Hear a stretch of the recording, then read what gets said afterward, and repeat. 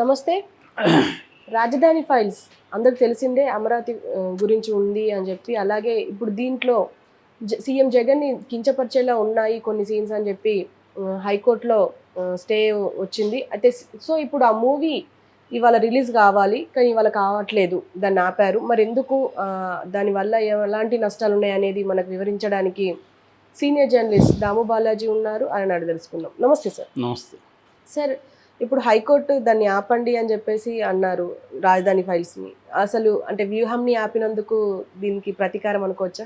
అంతే. నేను వ్యూహం టైంలో చెప్పాను, నిన్న కూడా దీని మీద చెప్పాను. ఒక సినిమాని ఆపేయమని హైకోర్టుకి వెళ్ళి ఆపితే ఇంకొక సినిమాకి కూడా అదే జరుగుతుంది.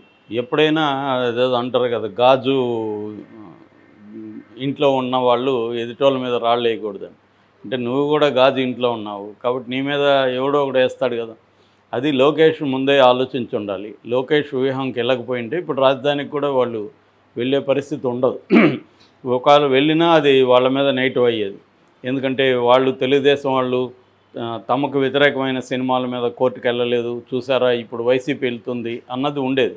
కానీ లోకేష్ అది చేయలేదు. లోకేష్ వ్యూహాన్ని ఆపాలని ట్రై చేశాడు. సో దానివల్ల ఇప్పుడు తెలుగుదేశానికి అనుకూలమైన రాజధాని ఫైల్స్ని వైసీపీ నేచురల్గా ఆపాలని ట్రై చేయడంలో ఆశ్చర్యం ఏమీ లేదు.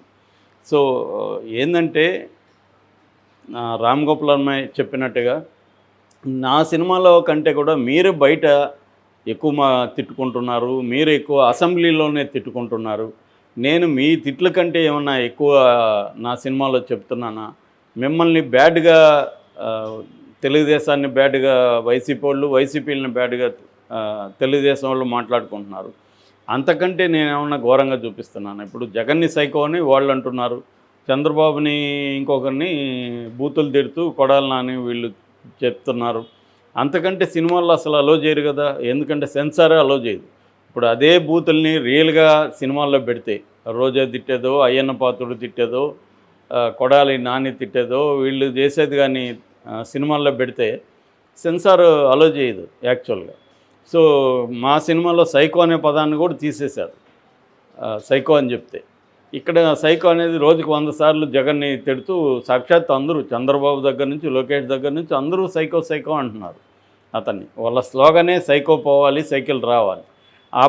ఆ స్లోగన్ కానీ సినిమాలో పెడితే సెన్సార్ అనుమతి ఇవ్వదు. అంటే బయట లైఫే సినిమాల కంటే కూడా ఘోరంగా దిగజారిపోయింది. ఎంత దిగజారినా సినిమాలు బయట లైఫ్ అంతా దిగజారే ప్రసక్తి జరగదు. ఎందుకంటే సెన్సార్ ఉంది దానికి. మన లైఫ్కి సెన్సార్ లేదు. ఎవడెట్ట తిట్టినా దానికి సెన్సార్ లేదు, నోటికి సెన్సార్ లేదు. బండారు సత్యనారాయణ తెలుగుదేశం మాజీ మంత్రి, అతను రోజాని ఎంత ఘోరంగా తిట్టాడు. ఆమె ఫిల్మ్ నా దగ్గర ఉన్నాయని మాట్లాడాడు. సో దానికి సెన్సార్ లేదా? లేదు లైఫ్లో. అతనికి అరెస్ట్ అయితే కూడా బెయిల్ ఇచ్చేసింది కోర్టు. కాబట్టి ఇక్కడ సినిమాలను మాత్రమే తప్పుపట్టడం, సినిమాలు నన్ను కించపరుస్తున్నాయి లేకపోతే మా వాళ్ళని కించపరుస్తున్నాయని మాట్లాడడం అంత కామెడీ ఇంకొకటి లేదు ఇవాళ పీరియడ్లో. అందువల్ల లోకేష్ చేసింది కూడా విచిత్రమైన సంఘటనే, దాన్ని ఆపాలనుకోవడం.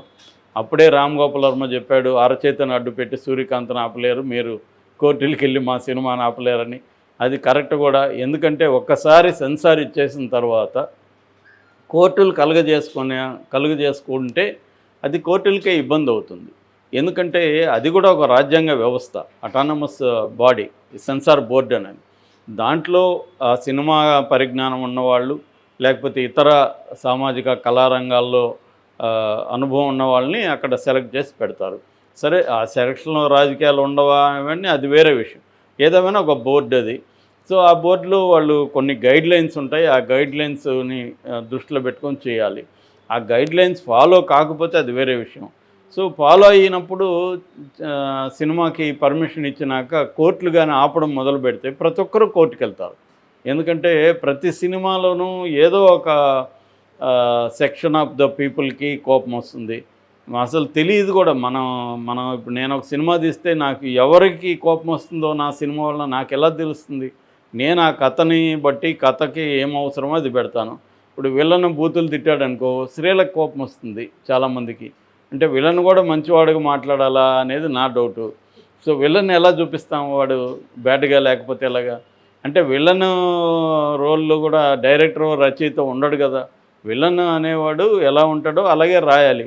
సో దాన్ని కూడా మంచిగా రాయమని, వాడు కూడా ఏమీ అనకూడదని.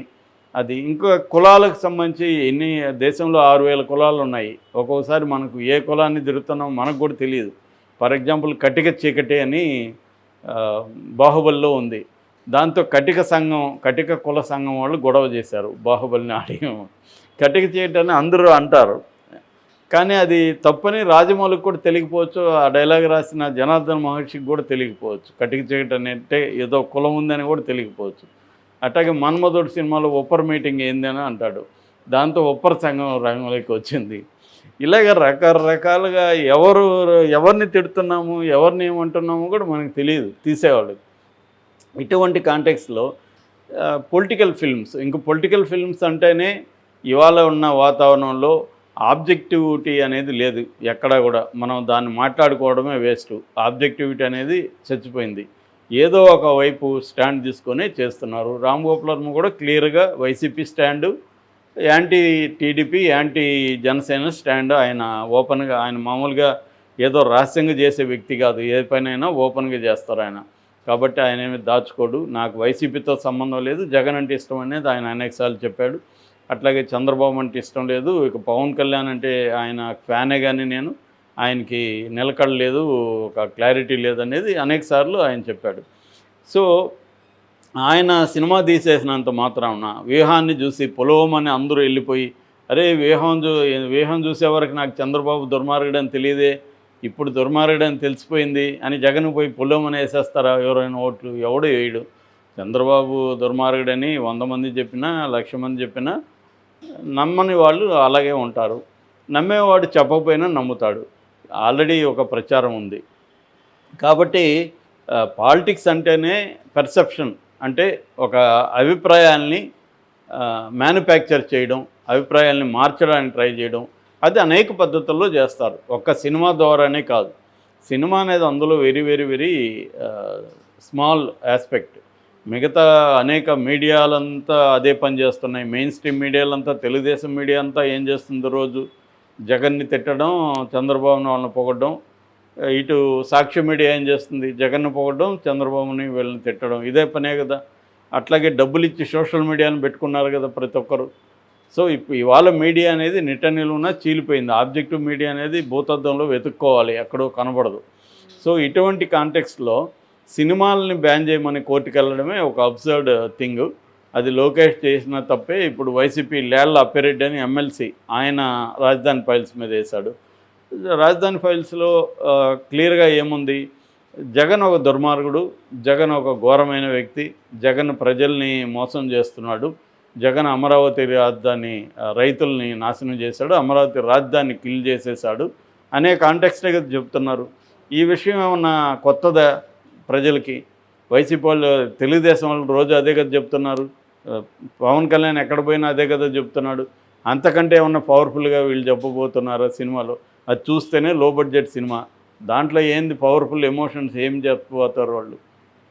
కాబట్టి ఆ సినిమా రిలీజ్ అయితే సైలెంట్గా ఈరోజు రిలీజ్ అయిపోయి రాత్రికంతా అది పడుకునేది, దాన్ని ఎవడు చూడ్డు. దానివల్ల ఇప్పుడు అనవసరమైన పబ్లిసిటీ, ప్రతి పేపర్లో రాజధాని ఫైల్స్ మనం కూడా చెప్పుకుంటున్నాం. ఇప్పుడు వాళ్ళు స్టే ఇవ్వకపోతే మనం కూడా చెప్పుకునే వాళ్ళం కాదు. సో ఇలాగా ఏమవుతుందంటే వాళ్ళకి తెలియకుండానే వాళ్ళే తమ వ్యతిరేకమైన సినిమాకు పబ్లిసిటీ. లోకేష్ వ్యూహానికి పెద్ద ఎత్తున పబ్లిసిటీ ఇచ్చాడు. అందుకే రామ్ గోపాల్ వర్మ కూడా లోకేష్కి నిన్న ముద్దులు పెట్టాడు, థ్యాంక్స్ చెప్పాడు. సో ఇప్పుడు లేళ్ల అప్పిరెడ్డికి కూడా వాళ్ళు ముద్దులు పెట్టి థ్యాంక్స్ చెప్తారు. ఎందుకంటే హైకోర్టు స్టే ఇచ్చింది. ఎన్ని రోజులు ఇస్తుంది స్టే?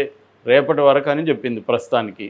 ఈరోజు రిలీజ్ అవ్వాల్సింది రేపు కాకపోతే ఎల్లుండి అవుతుంది, నెక్స్ట్ వీక్ అవుతుంది. దాన్ని అయితే ఆపలేరు. కాబట్టి వైసీపీ కూడా సేమ్ కైండ్ ఆఫ్ మూర్ఖత్వంతోనే వెళ్తుంది. ఇక్కడ తేడా లేదు. అంటే అన్ని విషయాల్లో పోటీ పడినట్టే మూర్ఖత్వంలో కూడా పోటీ పడతాయన్నమాట రాజకీయ పార్టీలు. సరే వీళ్ళు ఆపారు, ఫైనల్గా రిలీజ్ అవుతుంది వ్యూహం. ఇప్పుడు 23వ తేదీ రిలీజ్ అవ్వబోతుంది. ఈ లోపల ఇది రిలీజ్ అవనీయమి ఏమవుతుంది? మళ్ళీ వ్యూహం ఉంది, శబ్దం ఉందాయి కదా మీకు, ఎందుకు అంత టెన్షన్ పడుతున్నారు?